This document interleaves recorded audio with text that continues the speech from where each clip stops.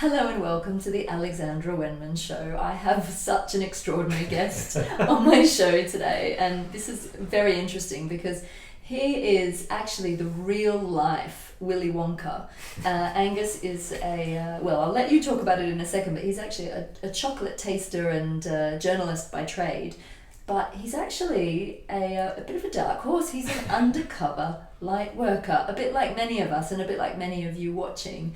So I'm going to go straight to you, Angus. First, I want to say to our viewers, we recorded for about half an hour an interview, and we were actually stopped. The camera switched off 6 minutes in, so we got none of the footage.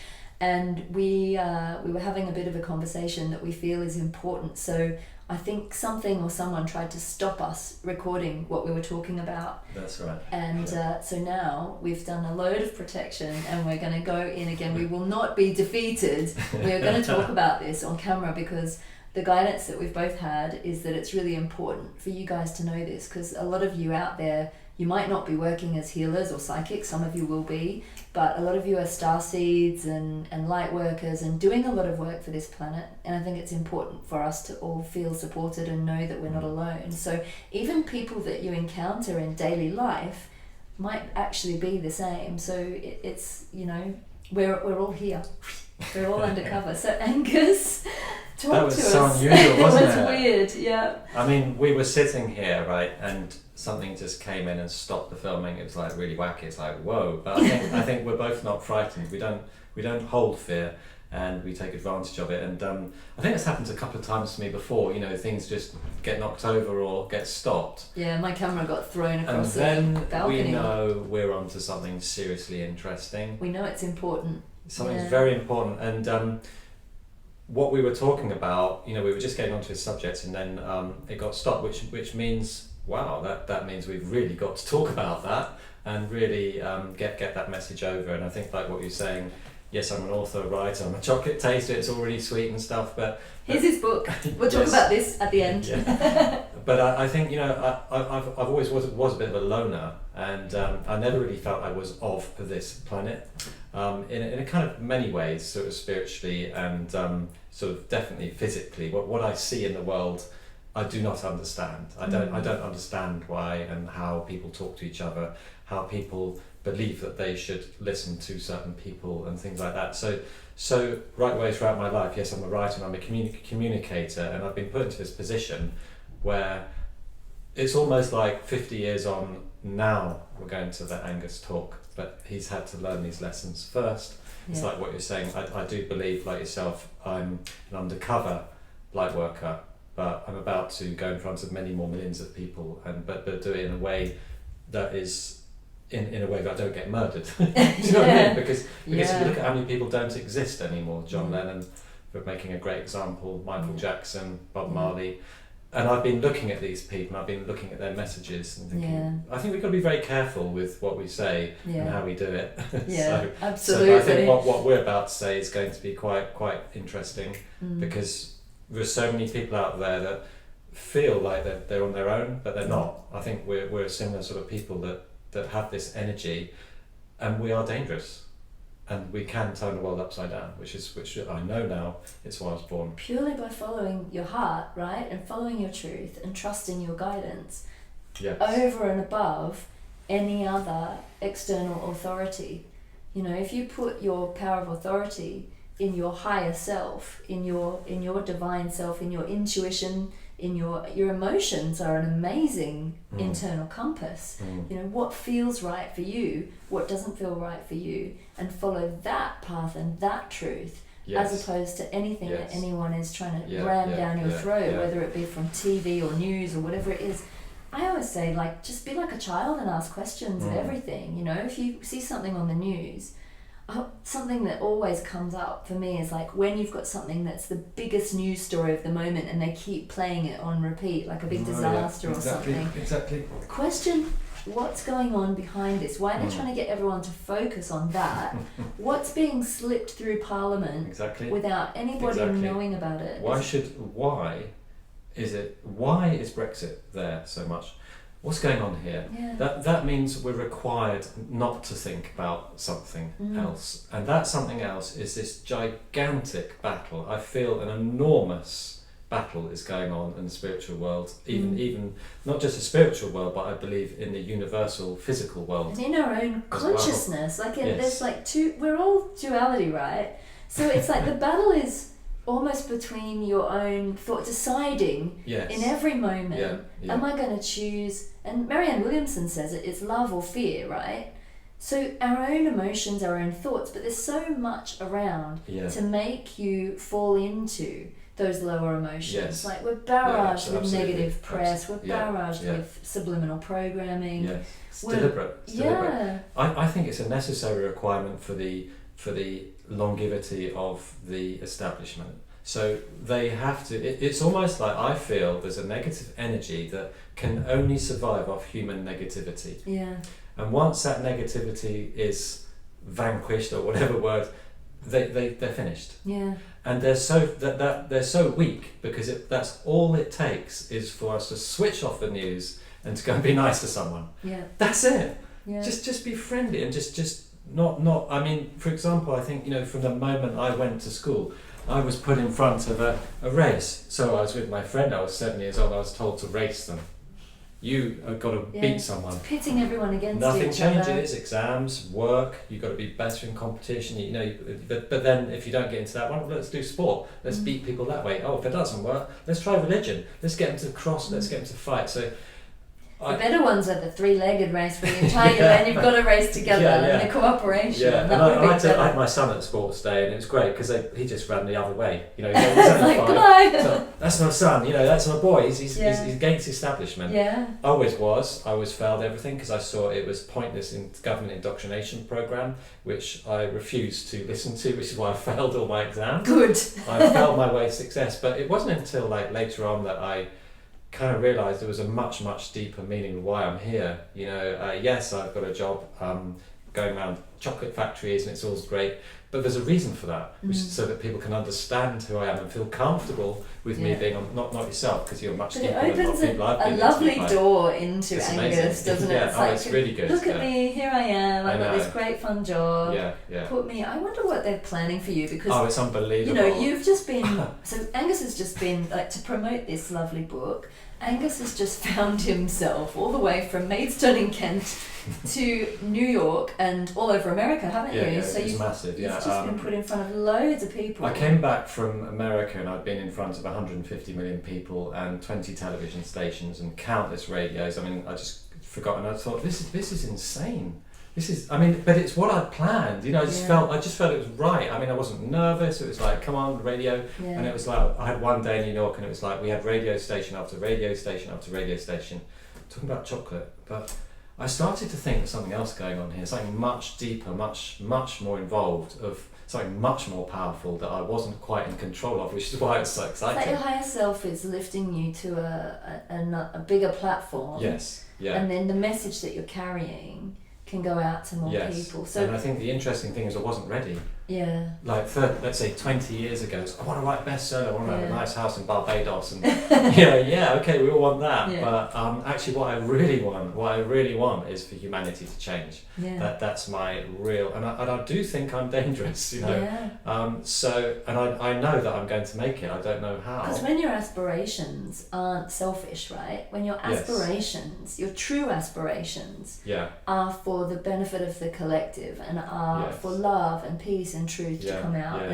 and for healing of the planet and for awakening of everybody, that's powerful. Even one person can change the planet, can change the world with thought. one message, right? Yes, exactly. It's incredible. So, that does make you dangerous, because if you're not aspiring to a flashy car or a big house or, you are, but that's a byproduct of that bigger thing, right? Great, but if you're not, you can't get caught up in the advertising thing or this money game that goes on, or this, this belief that we're all limited until we've got that. And I think there's something very, very interesting about a matrix system, a kind of a system of control that goes back many thousands of years. So, I mean, like yourself, I do a lot of research. I have weird dreams. I mean, God, I had a very strange dream 24 hours ago.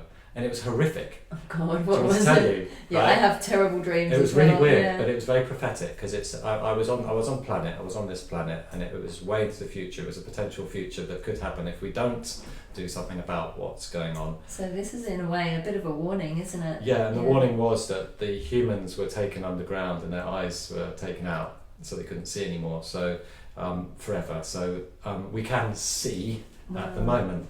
But the message was, if we carry on, we'll no longer be able to see, and we will be going underground.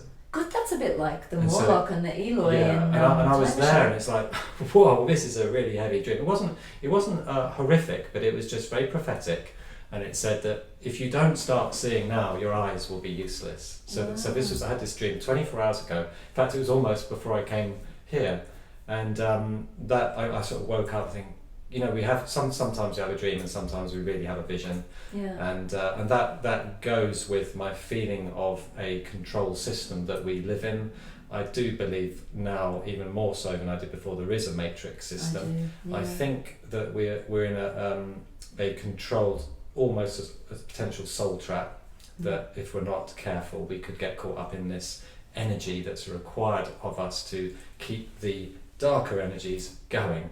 The one way to that's so cool because it's so easy to overcome it just by being love, being me, being Angus, being and you being Alex. I always see it as like a game, a bit like kids coming through now are going to be amazing at playing this Matrix game because they all know how to play computer games, right? But it is a bit like that. So I always see it psychically as like it is like a system of false ceilings and sort of grids and walls that you've got to pass through that are all designed to kind of close down your conscious awareness, because we're not this human vessel. This is just a vehicle that we're in.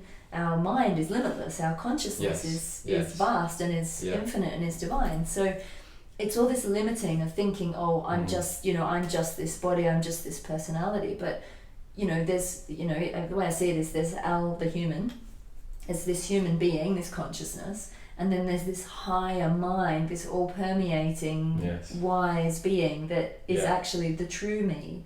And when the human me is suffering or thinking, I'm limited, or I'm not perfect, or I can't do it, then I'm really out of alignment with my highest truth or my divine mind. Yeah. And so that's where we get caught up in this kind of false matrix and we get stuck, because these lower emotions or whatever it is kind of forcing us to feel limited. But when you kind of just navigate back to love and you drop into trust, I think trust is completely important. Yeah. You drop into trust and you drop into that inner knowing that actually everything is love ultimately.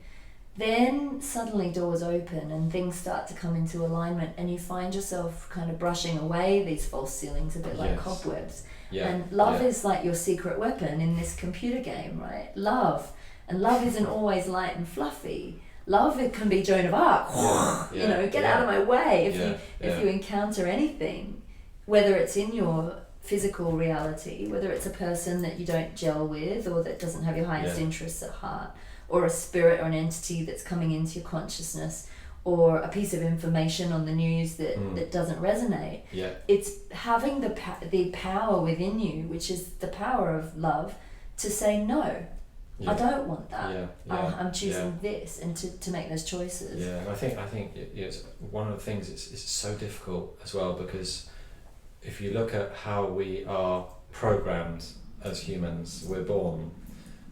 We have a first sports day and we race against someone. Well, that's wrong.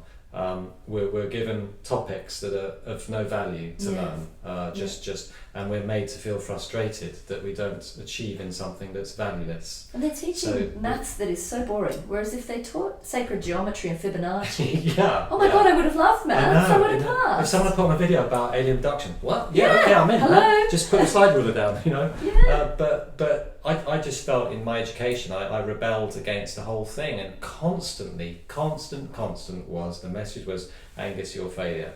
So I thought, I'm getting a bit bored of this failure word. It's like, it's just I'm being told all the time. So because you're really creative, right? So yes, any kid I think that was creative or has that spark of genius that they are shut down. The system is designed. It's absolutely. And those kids get the worst grades. Yes, art is not seen as important as science. Exactly. And that's exactly what happened. But always, even though I had obviously I had a difficult upbringing. My mum was she was on drugs basically. She was an alcoholic. My dad died, but I was asking some really big questions when I was 10. I didn't really mind about 11 plus because I don't care about that. Yeah. I want to know what happens when I die.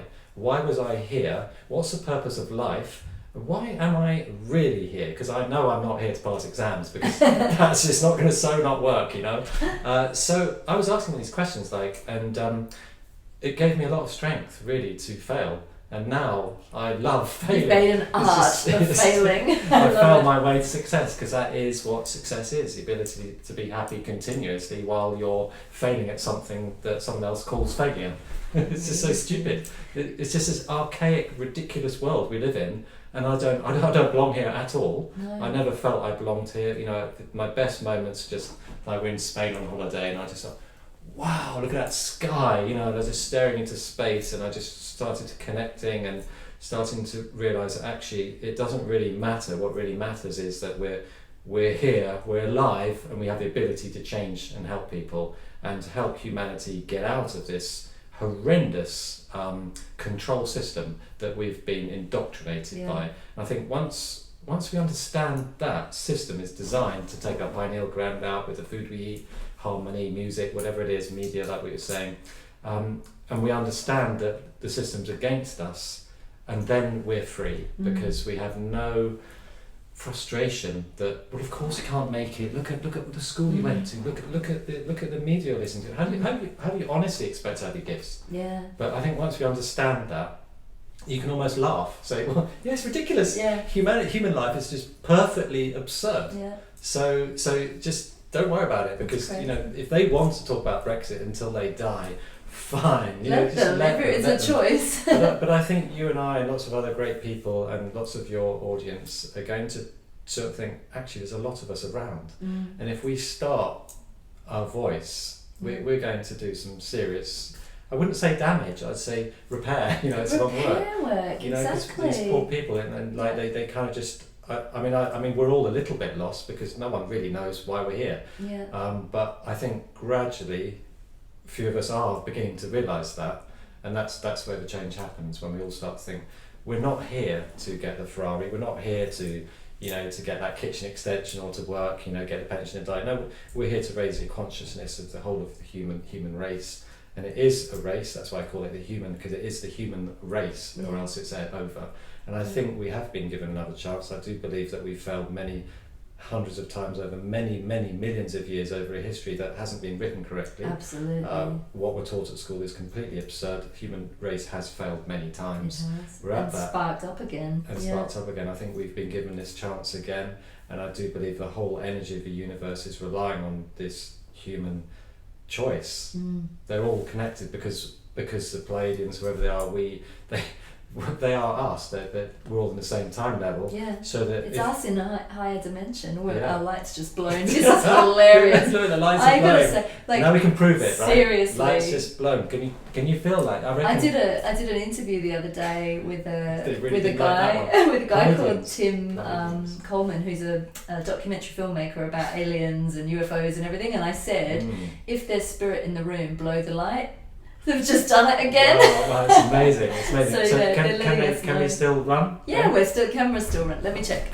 I'm just gonna check. This is crazy. This is amazing. Yeah, audience, we're just making sure we're still running because when it went, we were talking about aliens. We were talking about the manufacturing of humans, and I don't know. I find this so interesting about why the human race was created, at least this version of which we find ourselves inhabiting. Yeah. And you talk about the Anunnaki and this cycle of nature every 3,500 years. I am fascinated with this, and the fact that nature is now saying, we've seen the hurricanes and everything, and I don't know if it's true, but I'm just getting this feeling of a binary star, some kind of enormous energy that is now coming to Earth. And I think things are changing very, very rapidly. Our ability to connect. And why? have they got these apocalyptic films everywhere? Yeah. God, you know, he's oh my God, now it's clicking. Of course, you know, that because there may be an energy that only humans can survive, not the clones and drones, you know. So it's all really, really deep. I don't believe that half the people I meet are actually human. I think half of them are cloned. You can see as well. I know some people that are just, there are no emotions in these people. So I think that's not human. Yeah. That is an alien abducted, you know, like a cyborg. something that is placed to control. Yeah.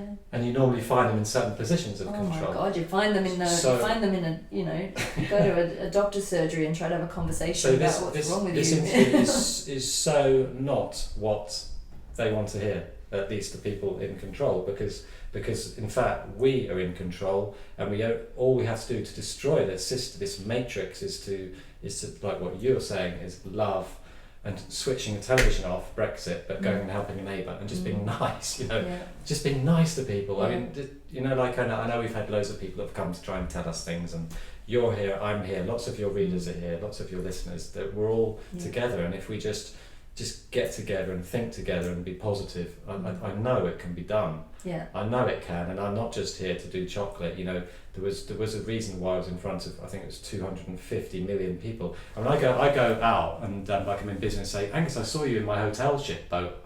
I saw you on telly on my hotel. I can't. You're everywhere, but I'm not. You're being given a platform. I'm I not. guess It's kind of weird because I'm just a Maidstone dad with 5 kids that likes chocolates and can write. You are not, darling. You're an ascended master in human form. Come on, let's be honest. But you know, it's like. But I think, you know, we've got to all be on the same level to help each other. If you see what I mean. And like, you know, we have to help people. And I know that's a hugely difficult thing to do, to change the way human race thinks. Yeah. Well, it's like.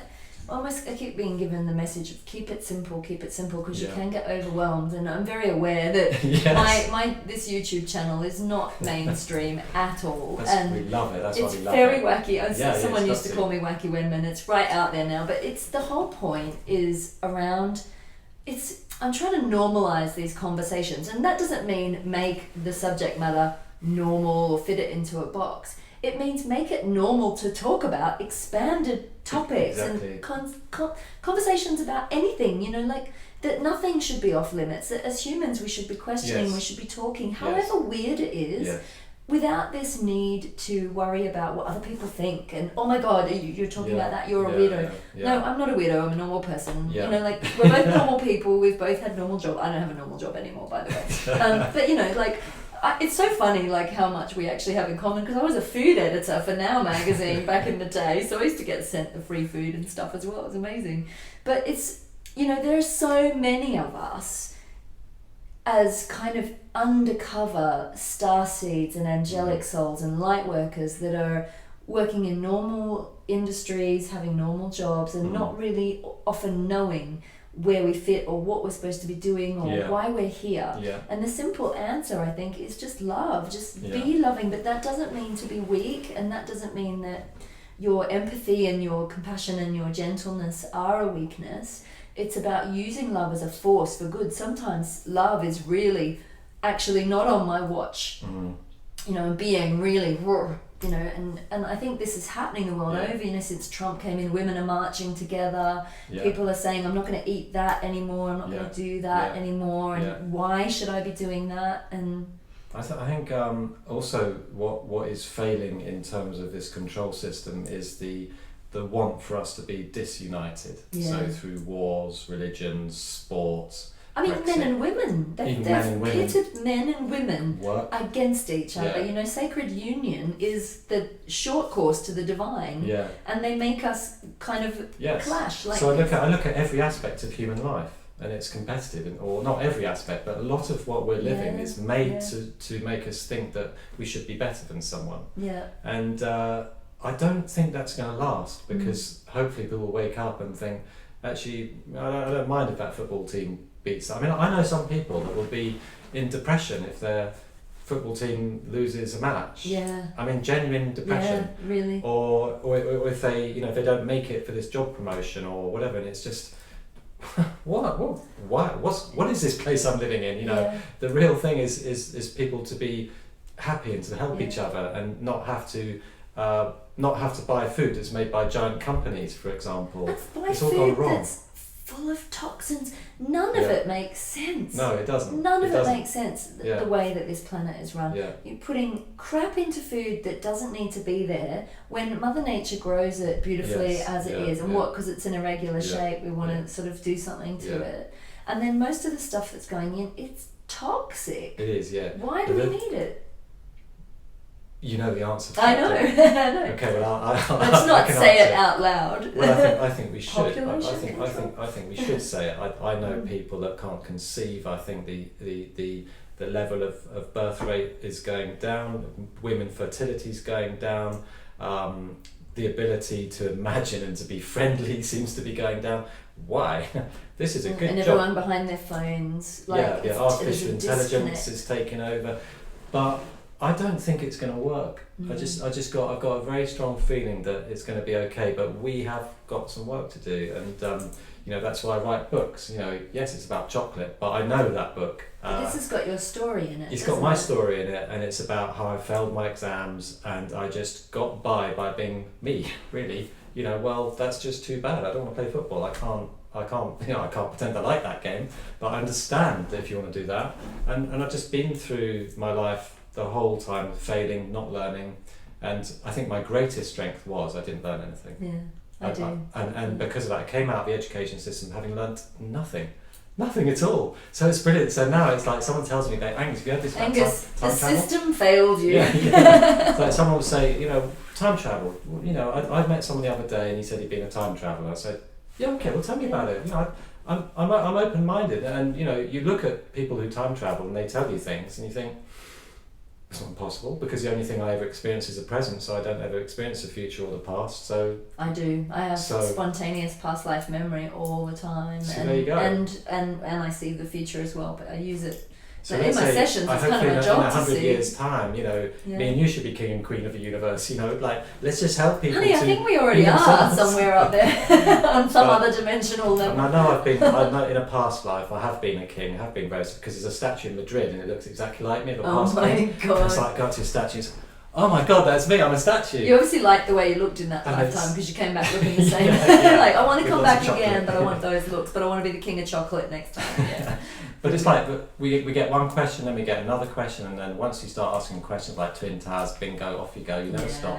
You don't stop. Just It unravels. so much there's so many lies that the only truth is really when we're dreaming or imagining. And I think the world we're living is immensely false. That's it. Your imagination is not something that is that's limiting, or you're not making it up. It's actually the doorway to truth and higher guidance and of what you need to know. I think it's like what you're saying. It's a confidence for, like, a lot of people say, well, what can I do? I've got the kids on a school run. I've got the washing machine's broken down. We've got the gas bills, and we've got to do this, and I haven't booked a holiday. And you can just get absorbed completely in this until you die. And it's you're in, like a rat in a wheel. I never actually had a time to think for myself. That whole life. And that's tragic. That's really tragic. And that's why it's essential. Just I'm sure I can feel that if people are saying, well, what can we do about it? I think it has to be to just switch everything off. Step off the treadmill. So tell us about, because you did that. You consciously did that, didn't you? How did you do it? It was really. I don't know why. I think it's because my father died, and Mum was cancer, blah blah blah, and I've been bankrupt loads of times. I'm not frightened of anything, but I was an owner of a business, and I decided I don't want to do this anymore. I don't want to be a performing circus animal. I don't want to have to perform at uni, perform at school, perform in business, perform in sales. So I said I don't want to perform. So I just gave my shares away. I gave everything away. Gave it away. I had a lot of money. I gave my motorbike. Well, I sold my motorbike. I had a Jaguar. I sold the house. I had everything. I had a dress book. I put it away. And I went to live in the mountains. Wow. Yeah, it was really crazy. Crazy. I did write a book about that as well. But it wasn't until I went there that I'd have a choice like, now what should we do? Should we take the dog for a walk up the mountains, or just go along the river, or that was it. That was it. These were these difficult decisions, like when you're on holiday. Shall I sunbathe on this side or that side? How long did you go for? For about 4 or 5 months. Wow. And I know it sounds a bit cliche, but I think unless we have some time where we can find ourselves, we won't. Yeah. And I think it's a bit of a wake up call. I think people should be scared that if they keep listening to the radio, reading newspapers, absorbing and eating all the wrong foods, then they should be frightened, because they're going to get locked into this matrix, and it may be some of the people that don't make it out. Yeah. And I think that's frightening, because I feel that there's a choice for some of us to stay and some of us to go, and I just feel that if those people don't find their way out of this, then they could be locked in for tragically long. It's interesting because the work it's I do, quite upsetting when I feel it, Well, it is a choice, but we can also help each other through. So I often do, because I work as a healer and in session with people, oftentimes what I get to see is how this matrix works. So I can see what's around a person, what's in their energy field, what's in their etheric field, and you can have stuff in, not to put fear out there, but you can have stuff in your etheric field that you won't be aware of. Things that are kind of put in, I don't even want to use the kind of sci-fi wording that I use, but it can be just like thought forms that are put into your energy field to shut you down. And again, that comes from subliminal programming, whatever it is, advertising. These thoughts kind of stick to you and they block you. And you can also have again, like false ceilings and walls and grids around you that you can't see with the naked eye. And one of those major false ceilings, I believe, is actually the astral plane, the fourth dimension. It's a little bit like a shadow dimension of the 3D. So here we have duality, good and bad, right and wrong, light and dark. But when I tune into what we call the spirit realm, which is the astral plane, the fourth dimension, a lot of people think that's all there is on the other side of this world, right? That's heaven, or that's the other side. But it isn't. It's just one dimension. There's infinite dimensions beyond that, but we get caught up in it. So most people, when they pass over, the soul, the spirit body leaves the physical body, goes into the astral plane, and then gets caught in this almost false light system. And we keep coming back and reincarnating like a rat in a wheel again, keeping this matrix going. But it's all built on this fear or this false belief that we're not divinely perfect. Whereas when you step into what we call your divine mind, and you realize that actually you're an infinite being and there's no limit and you're already divinely perfect because everything is love, then you are able to tear a fabric in that false ceiling and step beyond it. And the ancient Egyptian pharaohs used to do this. They knew the way home to their divine self, to their higher mind. So I got shown, I had an experience a couple of years ago where I kept feeling this, or hearing this tear, this ripping kind of sound, right, in my psychic consciousness. And I was like, what is going on? What's this ripping? A friend of mine had bought me this bottle of Star Child Astral bath oil, and it was in my bathroom. I hadn't opened it yet, but I was cleaning the bathroom one day and I accidentally knocked it and the oil smashed everywhere. And I was like, I always believe there's a meaning behind everything. And it made me stop, and I was like, oh, I've broken the astral. And then I went, hang on, what does that mean? I've broken the astral. And my guides went, dear one, you have broken the astral. And I was like, but what does that mean? So I got into bed that night and I'm lying there and I got shown, and I went up through this tear in the fabric of this, whatever, it was like a veil with a big rip in it, and I went shooting up out of it and out into the cosmos. And I'd had it happen before where I'd connected to the infiniteness of everything, but this time I actually got shown that I had busted through some kind of ceiling into a higher state of consciousness, and that I was permanently out of it now, and that I'd known how to do it as a soul. I knew how to do it, but I was meant to do it again and again and again in many lifetimes, and it almost to make it possible for everybody else to bust out of it. So now in sessions I have people come in and I get shown. Often there'll be an energy around them that isn't very pleasant that will try and stop me. And the minute they show up, these beings that come in, I go, why are you here? Oh, there's something I'm going to do for this person. So it's almost like this dark energy comes in, but it chases us further into the light.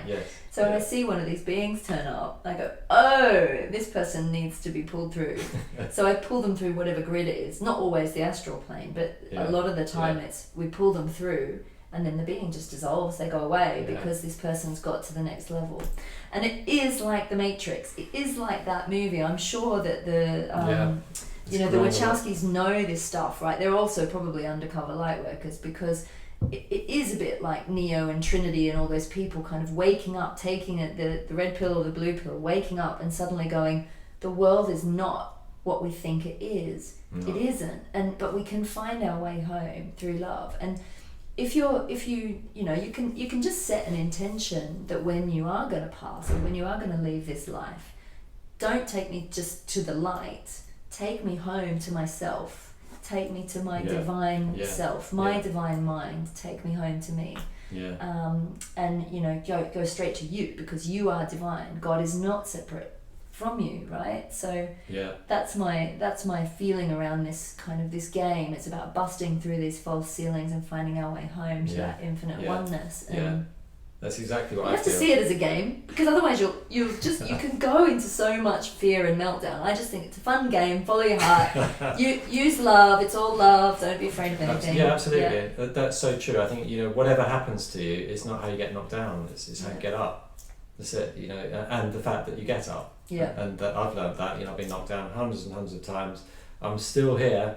And it took me 32 years to get a book contract. So I get people coming up to me and saying, I didn't make it. And how long have you been trying? 2 years, 6 months? Oh, come on, you've got to learn some patience, understanding, knowledge, tolerance, and all these things put together are really formidable. If someone has patience, knowledge, understanding, tolerance, charity, these things, if they've got them, they will succeed. I want to come They just will. They will succeed. You will succeed. So let's talk about this. Right, first of all, I want to know, obviously in this failing to succeed and this succeeding from failure, what happened? How did you first have your first awakening experience onto your spiritual conscious path? Well, I was quite, I came out of uni and I was thinking, what am I going to do? Where am I going? Obviously no qualifications, but I did speak 2 languages, so that was quite handy, but I really didn't know anything about anything. I was just drinking, having fun, and then I met someone, and I'm not going to say who it was, but and I wasn't really into spiritualism, but I was a deep person. I always knew I was quite deep, but then I was put in a situation that was really profound.